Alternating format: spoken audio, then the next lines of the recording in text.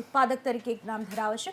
હર્ષદભાઈ, આપને પૂછવા માંગીશ કે સેનેટાઈઝરમાં એ શું વસ્તુ હોય છે કે જેથી સેનેટાઈઝરનો ઉપયોગ કરવાથી કીટાણુ નાશ પામે છે અને સાથે સાથે અત્યારે કોરોનાના સમયમાં લોકો કોરોનાથી બચી શકે છે? શું તેમાં હોય છે અને કઈ રીતે તેનું ઉત્પાદન થતું હોય છે?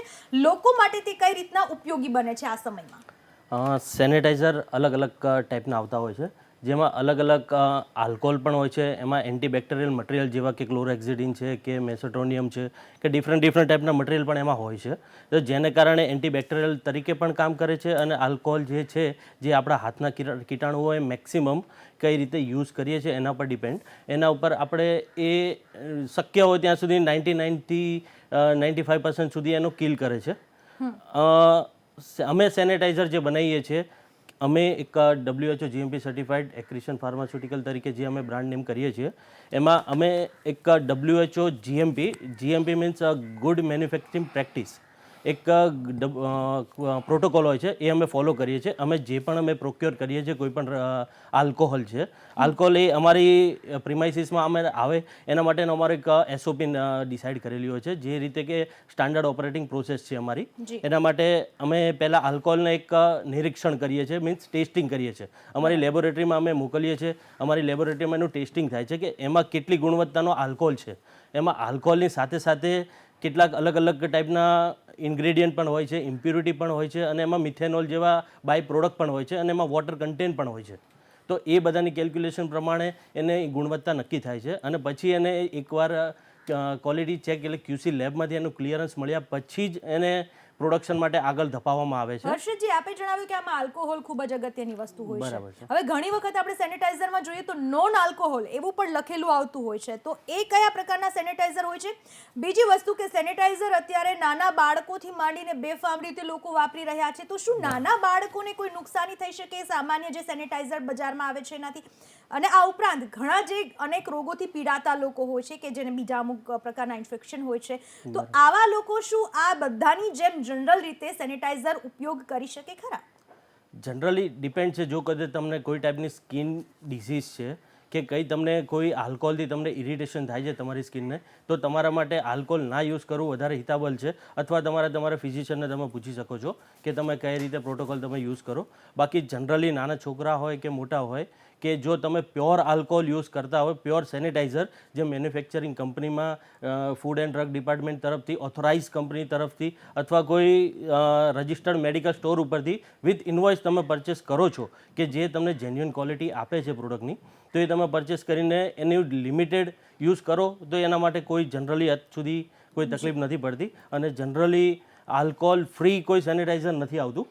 એના માટે સોપ આવતો હોય છે, એ અલગ અલગ છે. હેન્ડ વોશ જે આપણે કહી શકીએ, હેન્ડ વોશ હોય છે, માત્રા જસ્ટ અલગ અલગ આવતી હોય છે. હાજી, એમાં અલગ અલગ છે. આયુર્વેદિક છે તો એમાં 67 થી 60% છે, ન્યુટ્રાસ્યુટિકલ છે તો એમાં અલગ છે. અને અમે ડ્રગની પ્રોડક્ટ મેન્યુફેક્ચરિંગ કરીએ છીએ, જેમાં ડ્રગ ડિપાર્ટમેન્ટ 70 થી લઈને 80% સુધીનો આલ્કોહોલ અમને પરમિટ કરે છે. એ પ્રમાણે અમે કરીએ છીએ.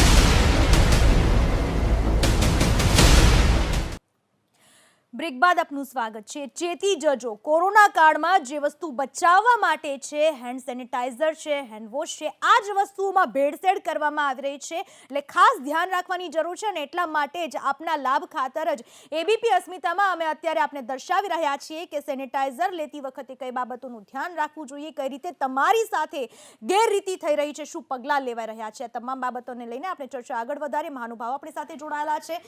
ખાસ હર્ષદજીને હું પૂછવા માંગીશ કે જે ઉત્પાદક છે.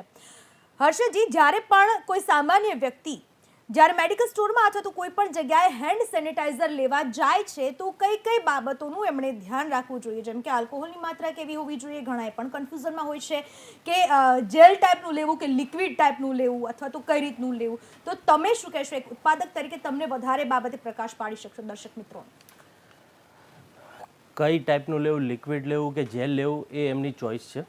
બાકી જે ગુણવત્તા છે એ એના આલ્કોહોલના પર્સન્ટેજ છે. એઝ પર WHO એ આલ્કોહોલની ગુણવત્તા 70% હોવી જોઈએ. 70% કે એનાથી થોડું પ્લસ માઇનસ, મીન્સ 80% સુધી તમે લઈ શકો છો, અને બાકીના પણ 75% પણ લઈ શકો છો. જ્યારે પણ આલ્કોહોલ એટલે સેનિટાઈઝર આપણે જે પરચેસ કરીએ છીએ, એ તમે કોઈ ઓથોરાઇઝ પર્સન પાસેથી પરચેસ કરો છો, એ વસ્તુનું ધ્યાન રાખવું છે.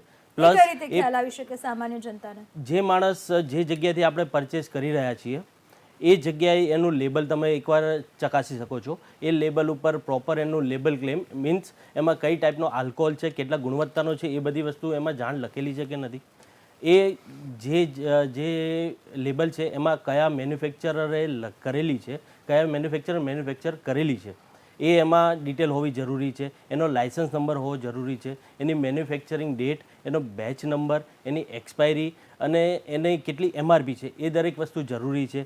સાથે સાથે એની સાથે એનો કદાચ કસ્ટમર કેર પણ નંબર પણ હોઈ શકે છે. જે વસ્તુ અને જે જગ્યાએથી તમે પરચેસ કરો એ જગ્યાએ એના બિલ સાથે કરો, કેમ કે જે વસ્તુ જેમાં ભેળસેળ થતી હોય એ જનરલી કેશમાં વધારે વસ્તુ વેચાતી હોય છે. જો તમે બિલ સાથે કરશો તો તમે એને કાલ ઉઠીને ક્લેમ કરવો કે કોઈ વસ્તુ તમે એને ફરીથી જાણ કરવી હોય તો તમે કદાચ ડિપાર્ટમેન્ટને પણ જાણ કરવી હોય તો એ વસ્તુ તમે આગળ કરી આપ શકો. અમારી સાથે જોડાયા, આટલી સરસ માહિતી આપી એ બદલ આપનો ખૂબ ખૂબ આભાર. યોગેશજી, રાજીકાજી, હર્ષદજી, આપ ત્રણેયનો આભાર. અને ખાસ રીતે યોગેશજીએ જણાવ્યું છે કે જે પણ લોકો, જે પણ ઉત્પાદકો આ રીતે ભેળસેળ કરતા હોય છે એને 2 વર્ષથી લઈને સજા પણ થઈ શકતી હોય છે અને દંડ પણ થઈ શકતો હોય છે. અને ફૂડ એન્ડ ડ્રગ્સ વિભાગ હવે કડક હાથે કામગીરી શરૂ કરી દીધી છે. તો આ બુલેટિનમાં અત્યારે બસ આટલું જ. પરંતુ કોરોના સામેનું યુદ્ધ હવે જ્યારે અંતિમ તબક્કામાં દેખાઈ રહ્યું છે ત્યારે સંક્રમણથી બચવા આપણે સોશિયલ ડિસ્ટન્સિંગના નિયમનું પાલન કરીએ.